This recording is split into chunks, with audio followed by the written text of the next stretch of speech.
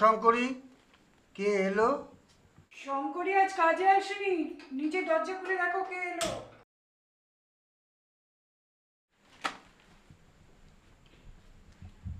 হ্যাঁ গো, কে এলো গো? হায় হায় হায় হায় হায় হায় হায়, what a surprise! হ্যাঁ, বাপরে বাপ। বল, ভিলাই থেকে কবে এসেছিস? ভিলাই থেকে এসেছি গতকাল। তুই ভিলাই থেকে গতকাল এসেছিস আমাদের পাড়াতে, আর আজকে আমার বাড়ি? না না, আমি আগে তোর বাড়িতে এসেছি, এখন আমি মামার বাড়িতেই যাইনি। এখান থেকে তারপরে মামার বাড়িতে যাব। তাহলে গতকাল কোথায় ছিলি? হ্যাঁ, গতকালকে কোথায় ছিলি? গতকাল ছিলাম তারাপীঠে। আপনি তারাপীঠে গেছিলেন? আসুন বৌঠান আসুন। হ্যাঁ, বসো। একটা মানসিকের পুজো ছিল, সেই জন্য সেই পুজো দিয়ে আসছি। কিসের মানসিক ছিল রে? আমার মেয়ের জীবন নিয়ে। কেন, কি হয়েছিল আপনার মেয়ের? কোনো অসুখ বিসুখ? হ্যাঁ, এও একরকম অসুখ, যা ডাক্তারেরাও সারাতে পারে না। দুটো জীবন শেষ হয়ে যায়, আর সব পথ যখন বন্ধ হয়ে যায় তখন একটা পথই তো খোলা থাকে। তার পায়ে প্রার্থনা করেছিলাম, মা মুখ তুলে তাকিয়েছেন। আপনার মেয়ের কি হয়েছিল ঠাকুরপো? অনুর মা মারা যাওয়ার পর অনুর ইঞ্জিনিয়ারিং কলেজের এক ক্লাসমেট অখিলেশ বলে ইউপির এক প্রবাসী বাঙালি ছেলেকেও ভালোবাসে। ব্রিলিয়ান্ট, হ্যান্ডসাম, ভালো পরিবার, তাই আমিও কোনো আপত্তি করিনি। পাশ করার পর ছেলেটা ব্যাঙ্গালোরে চাকরি পায় আর মেয়ে ভিলাইতে। তারপর? বিয়ের পরে ওরা এক জায়গায় কাজ করার জন্য চেষ্টা করতে থাকে এবং ইউকেতে একটা ভালো চান্সও পায়। কিন্তু অখিলেশের দিক থেকে কোনো রকম ইন্টারেস্ট না দেখে অনুর যেন কেমন সন্দেহ হয়। ও অখিলেশকে কিছু না বলে কয়েকদিনের ছুটি নিয়ে ব্যাঙ্গালোরে চলে যায় এবং সেখানে গিয়েই খোঁজ পায় ছেলেটি অন্য কারোর প্রেমে পড়েছে, তাই তো? হ্যাঁ, ওদের অফিসেই কাজ করে মেয়েটা, কোটিপতি ঘরের একমাত্র মেয়ে, এবং ওরা আমেরিকা চলে যাওয়ার প্ল্যান করছে। এই হয় রে। আমিও তাই বলেছি অনুকে, তোর মূল্য যার কাছে নেই তুই কেন তার জন্য পাগল হচ্ছিস? আর তুইও তো ফেলনা নয়, দেখবি কত ভালো ভালো ছেলেকে তুই স্বামী হিসেবে পাবি। কিন্তু বয়সটা অল্প, মাও মারা গেছে, বড় সেন্টিমেন্টাল। অখিলেশের জন্য কিরকম যেন পাগলের মতো হয়ে গেল। ভিলাইয়ের কাজটা ছেড়ে দিল, সারাদিন ঘরে একা একা থাকে। ডাক্তার দেখালাম, ডাক্তার বলল চোখে চোখে রাখুন, সুইসাইড করতে পারে। আমি আমি অনুর হাত দুটো ধরে বলেছিলাম, দেখ মা, তোর মা আমাদের ছেড়ে চলে গেছে, তুই যেন আমাদের ছেড়ে যাস না মা, তুই আমার একমাত্র অবলম্বন, তুই যেন আমাকে ছেড়ে যাস না মা, এত আঘাত আমি সইতে পারবো না। তারপর?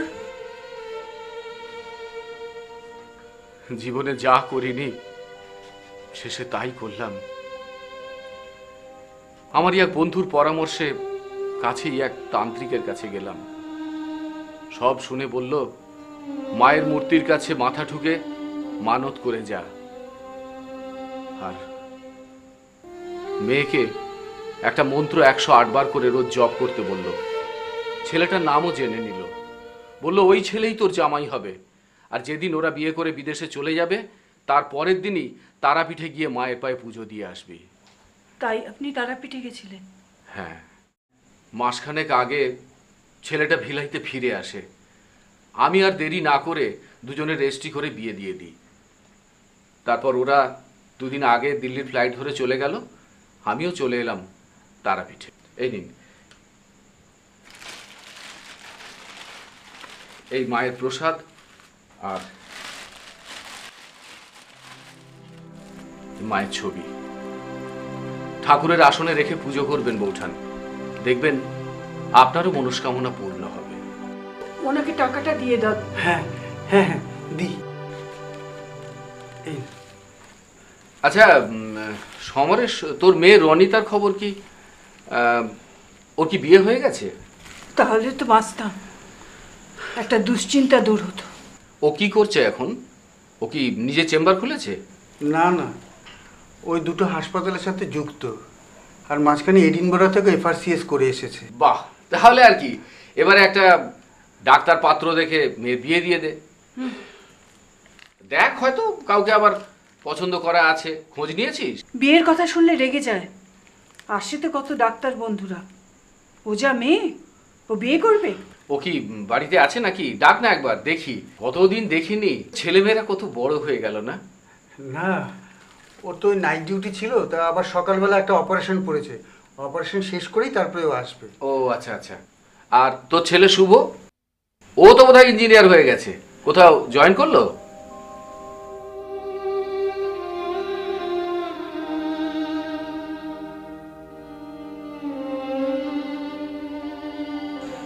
আপনারা কথা বলুন, আমি চা করে নিয়ে আসছি। সমরেশ, কি হয়েছে? তোর ছেলে শুভ কি? কমল, তুই আমার ছেলে শুভকে দেখবি? আয়।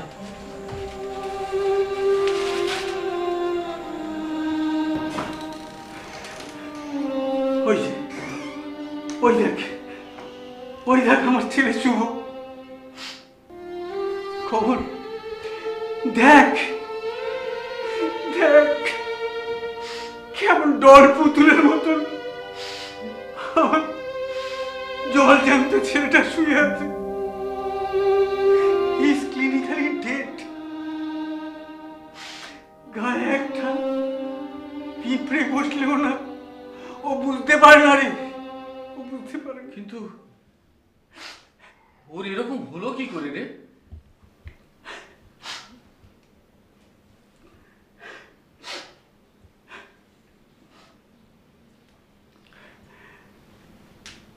এক 25শে ডিসেম্বর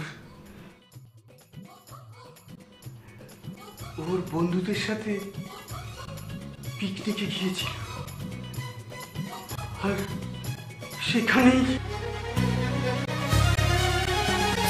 चुटकी जो तूने काटी है, चोरी से काटी है, यहाँ वहाँ रूठी हूँ मैं, तुझसे रूठी हूँ, मुझे मना लेना ओ जाने जा। छेड़ेंगे हम तुझको, लड़की तू है बड़ी बुम्बाट। आहा आहा आहा, उलाला उलाला उलाला उलाला, तू है मेरी फैंटेसी। छूना ना छूना ना, छूना ना छूना ना, अब मैं जवां हो गई। अरे अरे अरे अरे, उलाला उलाला उलाला उलाला, तू है मेरी फैंटेसी। छूना ना छूना ना, छूना ना छूना। দে একটু মাল দে। এই শুভ, না আন্না আন্না, অলরেডি 4 প্যাক হয়ে গেছে। আন্না আন্না, এই আজ আরো খাবো। এই এখানে কি করতে এসেছিস শালা? এখানে কি এসেছি কি ঠাকুর বাড়ি পুজো দিতে? একটি মাল খেতে। সত্যি শুভ, তোমরা ভারী অন্যায় করছো। একটা মন্দির থাকতে সেখানে না গিয়ে আগে এসে মাল খেতে বসে গেলে। আবার শুনেছি এই জায়গাটা খুব জাগ্রত। জাগ্রত? বাগানের মালিটা বলছিল। এই হ্যাঁ, তো যেতেই হয়। হ্যাঁ শুভ শুভ শুভ শুভ, শোন, তো যাওয়াটা ঠিক হবে না। কিচ্ছু হবে না, শোন শোন, কিচ্ছু হবে না। আয় শোন, আমার সাথে গেলে দেখতে পাবে, মা আমাকে দেখে খুশি হবে, বলবে hello Shubho, welcome, how do you do. बरसात कराए क्या करेंगे यो बेचारा बेचारा बेचारा। শুভ শুভ শুভ, যাস না শুভ, শোন গাড়ি আসতে পারে। শুভ দেখ না, আমি একটু গডের সাথে হ্যান্ডশেক করে আসি। মা আই এম কামিং, মা ওয়েট, আই এম কামিং। এই চল চল চল, মা।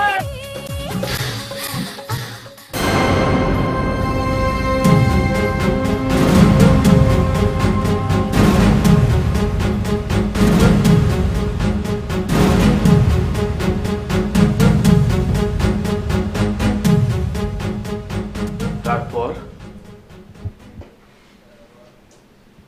তারপর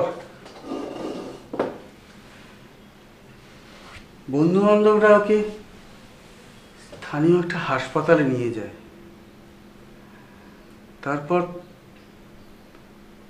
ওকে কলকাতায় ট্রান্সফার করে নিয়ে আসে। আমরাও খবর পেয়ে যাই।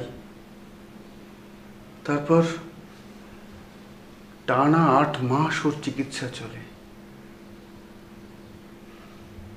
তারপরে ওকে আমরা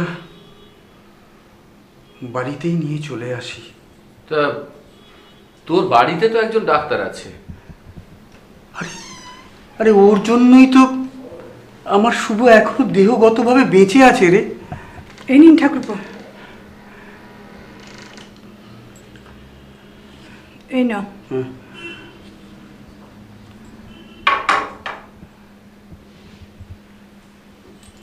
রনি তো ফিরে এলো এদেশে। এখানে হাসপাতালে জয়েন করলো ভাইয়ের চিকিৎসা করার জন্যে। ওদের থেকে একজন সিনিয়র নিউরোলজিস্ট আছে, ডক্টর সৌমেন মিত্র। ওই ওর চিকিৎসা করছে। রনিও ওর সাথে আছে। আর সারাদিনের জন্য একটা আয়া আছে। তা ডাক্তাররা কি বলছে? ডাক্তার সৌমেন তো আমার পরিবারের ছেলের মতো হয়ে গেছে। শুভকে নিজের ভাইয়ের মতো দেখে, রোজই একবার করে আসে। কেউই কোনো আশা দিতে পারছে না। সবাই বলছে একমাত্র ভগবানই ভালো করে তুলতে পারে। বিদেশে নাকি এরকম 2-1টা কেস ভালো হয়ে গেছে। রনি তো তাদের সঙ্গে ইন্টারনেটে রোজ যোগাযোগ রাখে, সাজেশন নেয়, আর সেই মতোই চিকিৎসা চলছে। আসলে কি জানিস, আমরা বাবা মা হাল ছেড়ে দিলেও রনি কিন্তু একদম হাল ছাড়েনি। ও বলে, দেখো, বিজ্ঞানের আশীর্বাদে আমি আমার ভাইকে সুস্থ করে তুলবই। ঠাকুরের কাছে প্রার্থনা কর, অনেক অসাধ্য সাধন হয়ে যায়। শুভকে একবার তারা মায়ের কাছে নিয়ে যা না, আমি ফল পেয়েছি। ও বাবা, মেয়ে কাঁচা খেয়ে ফেলবে, ঘোর নাস্তিক, ওসব দৈব টৈব কিচ্ছু মানে না। বলে পারলে চিকিৎসা বিজ্ঞানী পারবে। বিদেশে থেকেছে, ইউরোপিয়ান কালচারে শিক্ষিত। বলে ওইসব হিন্দু ধর্ম বিগ্রহ পুজো আচ্চা এগুলো কিচ্ছু মানে না। বলে ওগুলো সব ভরম, ওগুলো সব বলে বুজরুকি। আর জানিস, কোনো দিনও কোনো মন্দিরে যায়নি পুজো দিতে। এমনকি ঠাকুর ঘরে জুতো পরে চলে যায়। বলে, তোমার এই ঠাকুরের যদি ক্ষমতা থাকে তাহলে আমার ওই জ্ঞান বুদ্ধি এগুলো সব কেড়ে নিক দেখি। আরে ছাড় তো, ওরকম কত নাস্তিক দেখলাম, ঠিক সময়ে গাড্ডায় পড়লে না ও ভগবান বাঁচাও বলে ঠিক ঠাকুরকে ডাকে। বোঝান, আপনি এক কাজ করুন তো, আমাকে একটা জায়গা দেবেন, আমি ওই তারামায়ের চরণামৃত এনেছি, তার থেকে আমি কিছুটা দিয়ে যাব। দুবেলা তারামায়ের চরণামৃত খাওয়ান আর মাকে ডাকুন, দেখবেন ও ঠিক ভালো হয়ে যাবে। আচ্ছা, আমি শিশির নিয়ে আসছি। হ্যাঁ,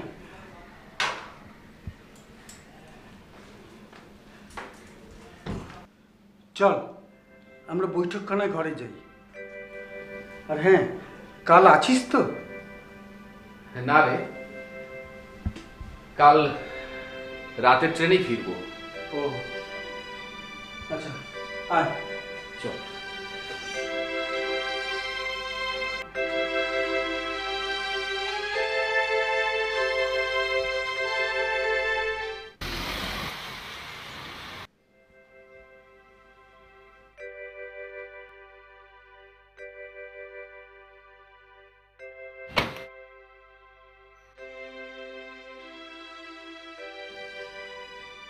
বাবু, বাবু, আমায় চিনতে পারছিস? আমি তোর মাম্মা রে।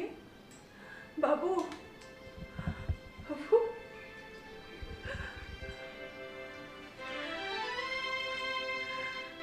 একটু হা করতো বাবা, চরণামৃতটা খাইয়ে দে। দেখি কি করছো, কি কি খাচ্ছ কে? দেখি দেখি কি খাচ্ছ কে? দেখি কি খাচ্ছ কে? ঠাকুরের চরণামৃত। হোয়াট? এই রকম একটা বিষ খাওয়া খাওয়াচ্ছে একটা ডাইং পেশেন্টকে? কি বলছিস কি? ঠাকুরের চর লাগলে তোকে বিষ বলছিস? তা নয় তো কি, দাও দাও ওটা আমার কাছে আর চলো আমার সাথে। একটা প্যাথোলজিক্যাল সেন্টারে মাইক্রোস্কোপের নিচে দেখে দেখিয়ে দিচ্ছি কত জীবাণু ওতে কিলবিল করছে।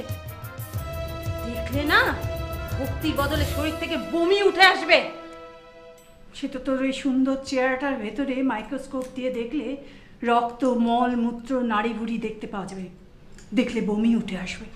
তাই বলে কি তুই তোর দেহটাকে ফেলে দিস না, সেটাকে রেখে ঠেকে ভালো করে সাজাস? মা, I don't want to argue with you, but one thing I am clear in you. যদি তোমরা মনে করো যে তোমাদের ওইসব দৈব টৈব বলে ভাই ভালো হয়ে উঠবে আর ওই পচা ফুল বেলপাতা দিলে ভাই আবার আগের মতো হয়ে উঠবে, তাহলে তোমরা তাই করো। I will never oppose. একই সঙ্গে তোমরা বিজ্ঞানের সাহায্য নেবে আর ওইসব কুসংস্কারও মানবে, এই ডাবল রোল আমি প্লে করতে দেব না। কিন্তু অসুবিধাটা কোথায়? ডক্টর সৌমেন তো অত বড় ডাক্তার, কিন্তু সে তো কোনোদিন দেবতা দেবতা বারণ করেনি।